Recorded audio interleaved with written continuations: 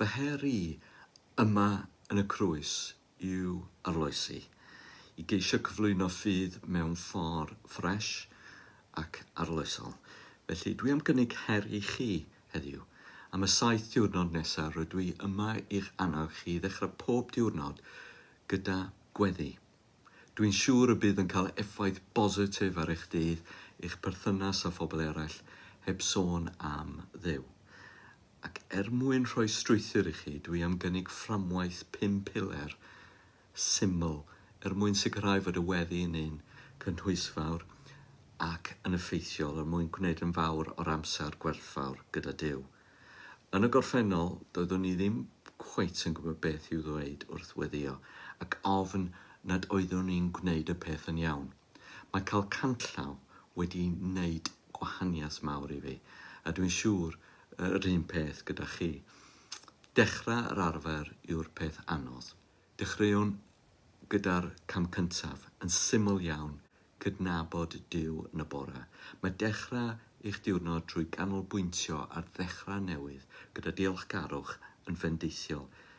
Hefyd cydnabod I gariad a'i nerth yn mynd I roi sylfaen gadarn I chi ar gyfer y dydd. Yn ail, defnyddiwch eich amser gweddi I warchod eich meddwl rhag negyddiaeth y byd a'n meddyliau ni. Rhowch y pryderon a'r pethau sy'n ceisio'ch tynnu oddi ar eich cwrs bywyd yn nwylo Duw. Ysbrydoliaeth sydd yn codi ni sydd angen, nid negatifrwydd y byd i'n tynnu ni lawr. Rhowch felly gyfle I Dduw roi heddwch meddwl I chi. Yn drydydd, anrhydeddwch eich corff. Wrth weddio, cofiwch bod eich corff yn rodd gan Dduw. Gofalwch amdano a byddwch ddiolchgar. Bwyd da a diod da ymarfer corff sydd yn bwysig. Yn bedwerydd, defnyddiwch weddi i'r rhyngafal a'r ddicter a'r stredigaeth. Gofynnwch I Dduw eich helpu I ryddhau'r teimladau sy'n eich dal yn ôl. A pan byddwch chi'n gadael gafal o'r teimladau hyn, fe welwch fod yna dangnefedd yn dechrau meddiannu'r lle. Ac yn olaf, ceisiwch arweiniad gyda gostyngeirwydd, gyda gwileidra, gan ofyn I Dduw bendithio'r bobl y byddwch chi'n eu cyfarfod yn ystod y dydd. Bydd hyn yn eich helpu, nid yn unig I fod yn wylaidd I wasanaethu, ond I deimlo bendith y bobl sydd o'ch cwmpas chi. Rhowch gynnig ar yr her hon am y 7 diwrnod nesaf. Yn ystod yr wythnos, gadewch i'r 5 piler hyn i'ch arwain, a byddwch chi'n sylwi ar y gwahaniaeth, dwi'n siŵr, o ran tawelwch meddwl, eich cysylltiad ag eraill ac hefyd gyda Duw. Beth am ddechrau felly, yfory. Cofiwch rannu eich profiadau yn y sylwadau. Rydw I yn edrych ymlaen at glywed eich hanesion a'ch profiadau, a dwi wedi paratoi gweddi I chi, ond wrth I chi fagu hyder a phrofiad, mae croeso chi I addasu at eich sefyllfa bersonol.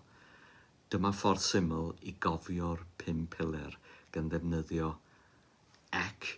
cydnabod Duw yn y bore, gwarchod eich meddwl rhag negyddiaeth, anrhydeddu eich corff fel teml, rhyddhau rhwystredigaeth, gofyn am arweiniad a bendithio eraill.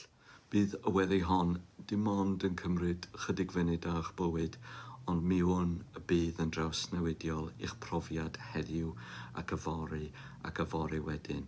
Felly, beth am ni ddechrau? Gweddiwn. Tad Nefol, diolch I ti am rodd y diwrnod newydd hwn. Rwy'n cydnabod dy bresenoldeb yn fy mywyd ac yn cyflwyno'r diwrnod hwn I ti. Arwain fy nghamau, fy meddyliau am gweithredoedd yn ôl dy ewyllys. Arglwydd, helpa fi I warchod fy nghalon a'n meddwl rhag negyddiaeth a pheddau sydd yn tynnu fi oddi ar fy llwybr. Llenwa fi â'th hedd, â'th wirionedd, wrth i mi ganolbwyntio ar dy air a addewidion heddiw. Arglwydd, diolchaf i ti am fy nghorff sydd yn deml i ysbryd glân.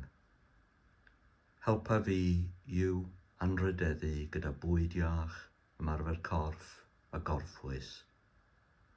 Boed i mi dy wasanaethu gyda nerth ac egni heddiw.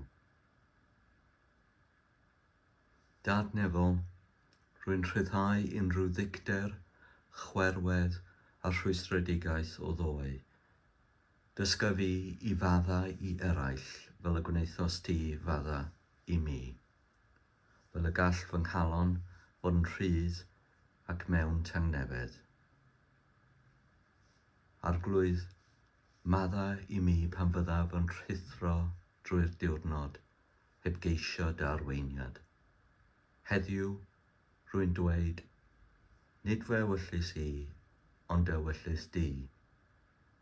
Arwain fi yn dy ffyrdd a bendithio popeth a wnaf, ar sawl y dof ar ei traws heddiw, dy ogoniant. Amen.